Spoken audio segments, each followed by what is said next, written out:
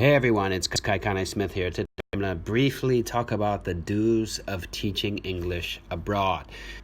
There are several things that you have to do when teaching English abroad, and I'm going to cover the basics. Okay, number one, do have fun and enjoy your time in one of the most exciting and profitable professions. Teaching English is amazing. It's fun. You are your own boss, and you can make tons of money like I have and still do if you're an elite private English instructor. Okay? Number two, do be cool, be calm, and always be collect. Never lose your cool. Always appear confident and on top of your game. Number three, do open your mind and heart to the culture you are going to be living and working in and to its people as well. Number four, do always look your best and dress better than the rest. You want to be the best you can be so you get tons of students, and the better you look, the more students you have and the more money you have. Number five, do know your grammar, vocabulary, and all else there is to know about your native language inside and out. Number six, do stock up on a good amount of texts such as grammar, vocabulary, idiom builders, and the works. It's always good to use them in your lessons. I always do. I've been doing it for almost 20 years, and I have about 100 books that I use consistently and constantly, differently with all of my classes. Although I am an American and proud to be so, I do, however, prefer to use Cambridge texts as they are well formatted, structured, and tend to be more definitive for the teacher and students. Number seven, do mix up your lesson routine each time to ensure that you nor your student get bored. It's easy to get bored when you're teaching a class, and it's also easier for a student to get bored as well. Always switch it up and have fun. A bored student is a lost student. Remember that. And a lost student is lost money.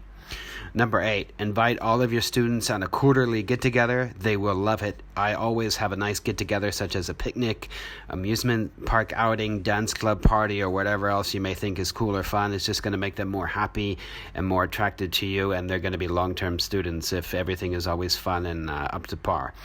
Number nine, do know when, if the situation presents itself, to be able to stretch the truth a bit and learn how to lie or cover your butt. Sometimes it is necessary, and when you have to, you had better know how to do so. Number 10, do always dress well, smell well, have your hair in order, hygiene in check, and always looking your best. I can't stress that enough, guys and gals. Number 11, do wear nice clothing.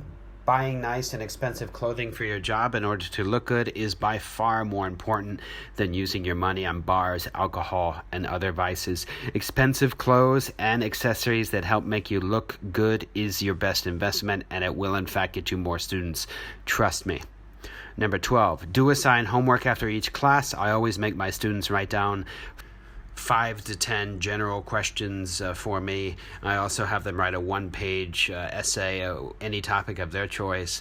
Watch a movie and make a summary, things like that.